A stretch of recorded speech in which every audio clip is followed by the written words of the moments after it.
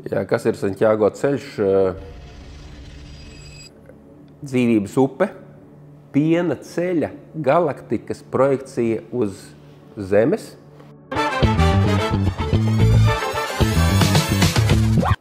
Tie pirmie formulējumi, ko es esmu dzirdējis, kaut kādu ezotēriķi, jeb meklētā aprindās kaut kas tāds tiek teikts, bet tas, protams, ir gaumas jautājums, kā mēs to nodefinējam, bet dzīvības upe, dziedinātājs, brīnišķīgākais, pasaules iejūtīgākais dakteris,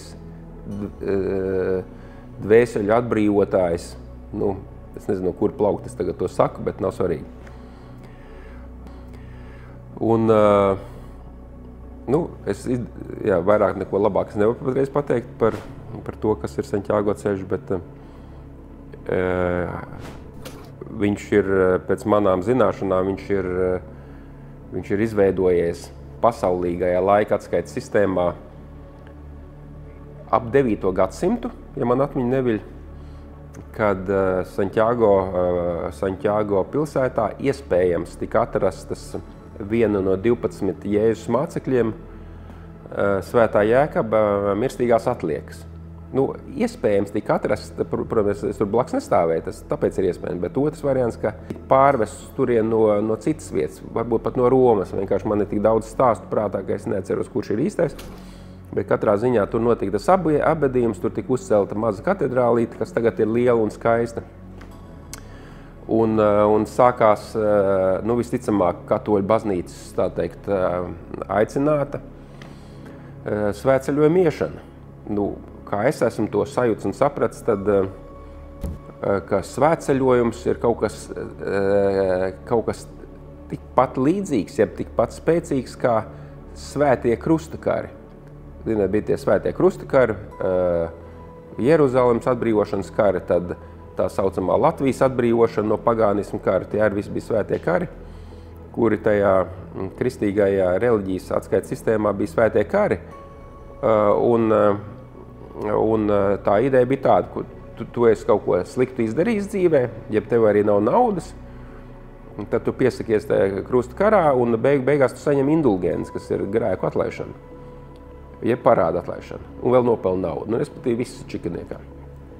Un, protams, ne katrs viduslaiku iedzīvotājs ir spējīgs karot, un tāpēc bija otrs variants tiem, kas nav vairs karotāji, kuriem ir vecāki un sievietes un tā tālāk, tie tika aicināti iet svētceļojuma ceļos.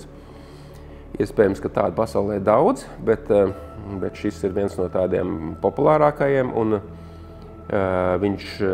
tas autentiskais sākās Saint-Jean-Pied-de-Port, tā ir maza pilsētiņa Francijā, un iet pāri Pirenejiem un aiziet līdz Santiago de Compostela, Spānijā, Galīcijā. 800 km garums, un tas ir tā saucamā oriģinālā, jeb French route. Tagad mūsdienās Santiago ceļš iet praktiski no visām Eiropas galvaspilsētām, burtiski no visām, tā skaitā no Rīgas, uz Santiago. Tā kā ir desmitiem ceļu, kā var notkļūt pa Santiago, viņi visi ir fantastiski, tā teikt, aprīkoti ar ciematiņiem, ar naktsmītnēm, ar kafēnīcām, un ja kādas interesē, teiksim, jūs varat paskatīties Santiago, kā tur bija Camino Santiago mājaslapā, Latvijas mājaslapā, un tas ceļš ir apmēram, cik es saprotu, no Rīgas līdz Valkai, pēc tam viņš, protams, savienojās, kā viņš tur aiziet līdz Santiago, man nav nejausmas, bet tur ir kaut kāda 500 vai 600 kilometri, un kas ir zīmīgi, no pasaulīgā uzskatu sistēmas, tas zīmīgi, ka tas Santiago ceļš jau iet ar maniem laukiem, pilnīgi, ja, es domāju, beidzot, es esmu tā kā iemeditējis tā, ka es varu sākt iziet no rīta laukos un iet, tā teikt, līdz Santiago. Tomēr mana pieredze saka, ka oriģinālais ceļš ir oriģinālais. Es nezinu, Tāpat kā pasaulē ir droši vien 10 Coca-Cola, un visi dara to labāko, lai būtu Coca-Cola, bet tā oriģinālā sarkanā Coca-Cola ir numur 1. Tas ir vismaz mans viedoklis. Ja. Tāpatās ir ar tiem Santiago ceļiem, ka tas oriģinālais ceļš, to es varu apliecināt visos daudzdimensionālajos savos uztveres līmeņos, ka es jūtu un zinu, ka es esmu nogājis kaut kur no tā ceļa, ja es sāku iet pa Santiago ceļu. Un tur bieži vien ir tā saucamie alternatīvie ceļi, un ja es eju vienkārši tādā atvērumā, tad nevienmēr es rūpīgi skatos, kur jāiet, tāpēc, ka visi celiņi, visi taciņas ir daudz maz ok. Un es vienā brīdī sāku just, kaut kas nav ritīgi. Es vairs neesmu plūsmā, es vairs neesmu upē, es vairs neesmu Daugavā, es pēkšņi nokļūstu kaut kādā Aiviekstē.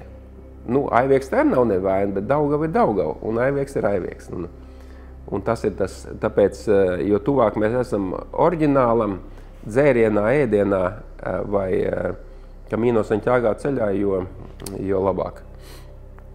Man pašam ir interesanti, ka satiekot cilvēkus uz Santiago ceļu, es parasti, tas ir normāli, es prasu, kā tu te nokļūvi, kas tev ir tas avots, vai tev kāds uzaicināja vai kā, un tad atbildes ir neiedomājami daudzas, neticami daudz priekš manis. Es domāju, kāds 2, 3, nē, tur ir draugi, rādi, internets, filma, grāmatas, nejaušība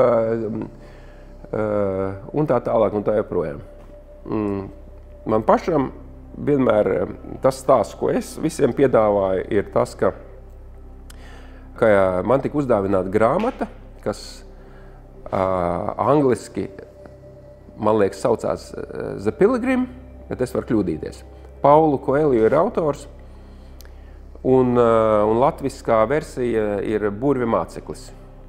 Un es viņu izlasīju, es pat neatceros, kurā valodā es viņu izlasīju. Man viņa tika iedot kaut kur 4. piekdienu, es viņu uzreiz lasīju. Es biju tik iedvesmots no tās enerģijas, kas tur nāca, no tā misticisma, no tās... Tur bija kaut kas tāds, ko man vajag. Es gribu piedzīvot pa savam. Un es jau pirmdien biju nopircis biļeti un devos uz Santiago.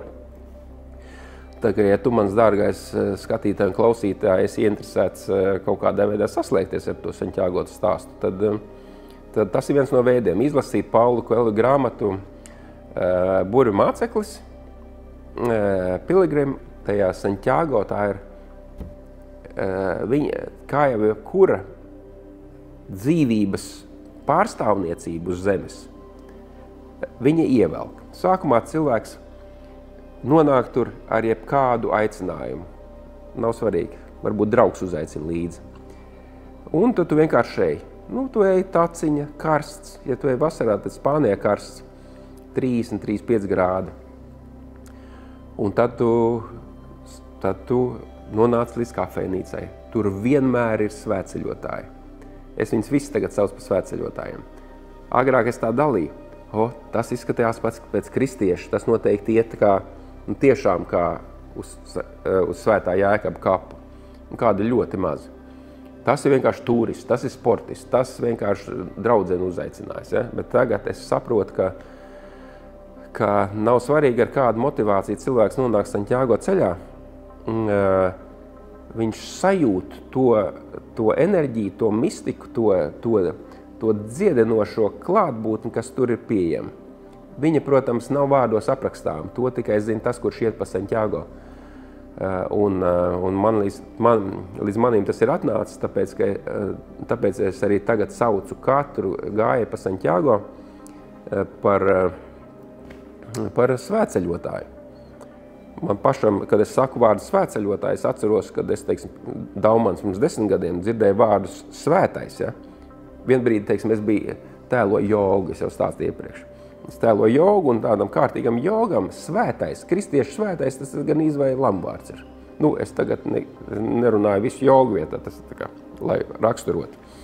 Svētais kaut kas tāds, ko Romas katoļu baznīca ir iecēlus droši vien pelnīt vai puspelnīt svēto kārtā, un tad viņi visu tur dievina un tā tālāk. Bet es esmu izaudzis no šī viedokļa un no šīs salīdzināšanas, un man svētais ir tāds, kurš apzināti vai neapzināti mācās redzēt visu pasauli un sev šajā pasaulē kā vienvērtīgu, vienlīdzīgu un bez atšķirībām esošu. Tas nozīmē redzēt pasauli un uztvert pārpasaulīgi. Protams, ka mēs skatāmies ķermeniskajām acīm un uztver, tad tu esi melnā apģērbies, tu esi brūns, un es esmu arī brūns un svītrains, un tu esi jauns, es esmu vecs, un tā tālāk. Projām. Mēs redzam atšķirības, bet es runāju, tieši tas ir svētums, ka tu skaties tā kā sirdi vai citā redzējumā. Es viņu varu, tā, lai pateikt šo tēmu, es viņu nosaucu kā Kristus redzējums, vai Budas redzējums, vai Krišnas redzējums, tas ir viens un tas pats, vai Šīvas redzējums. Tas ir, kad cilvēks skatās ar sirdi. Un tāda man doma atnāca un patās. Un tad, protams, fascinē tie mērķi, ar kuriem cilvēki iet. Satiekot, ejot pa ceļu, visiem ir grūti. Vienam ir kurpes spiež, vienam gribās ēst, vienam ir pa karstu. Viens domā, kur atrast nākamo hotelīti, jeb aubergi, jeb hostelīti savā budžeta tajā režīmā. Respektīvi, katram ir tas savs. Un tad satiekoties kafejnīcās, pa dienu ne tik daudz, pa dienu vienkārši visi priecīgi, visi laimīgi, visi ieraug viens otrā to otru cilvēku dvēseli. Tur nav neviena, kurš ar aizdomām skatās, kas tas tāds ir, kaut kāds tur šaubīgais ķīniecies. Ja? Tur viss ir vienkārši tādā ar atvērtu sirdi. Bet vakarā, protams, ka tur tas ir tā kā nenovēršami.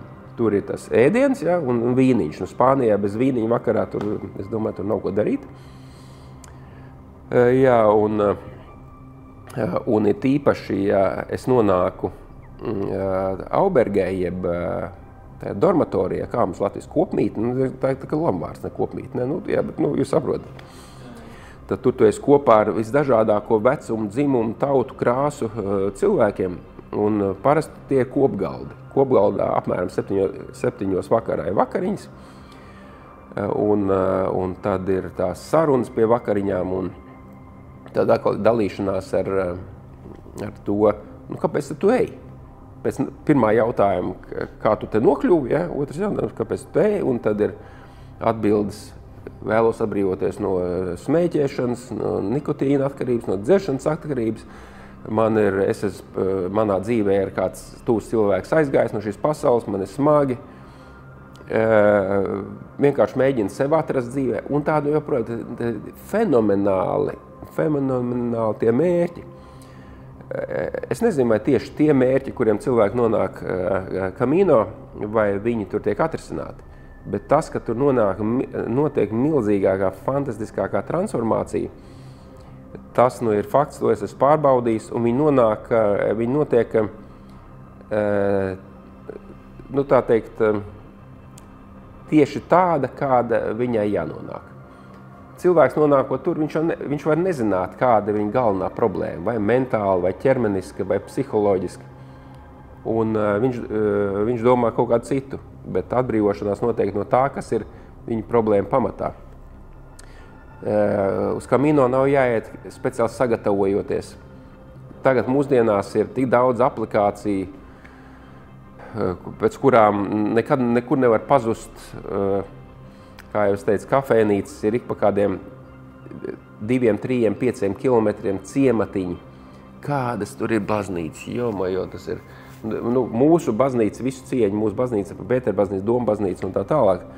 Bet tur, kad tu ieej kādā 10. gadsimta baznīcā, kur arī ir iekša visa no koka, vēl oriģināls, tā smarža, un kā tu ieej tā kā portālā. Un jo vairāk cilvēks tur iet, jo vairāk es saprotu, ka, ja sākumā es eju, man vispār baznīca neinteresē. Es taču, teiksim, alternatīvo enerģiju meklētājs. Es esmu šamanisko rituālu piekritējis, es esmu krišnīts vai es esmu joks, respektīvi kāda baznīca, ja? Tas taču ir old school. Un tagad es saprotu, ka kafejnīca, baznīca, un tas ir, tur viss ir svēts, tur viss pilda savu funkciju.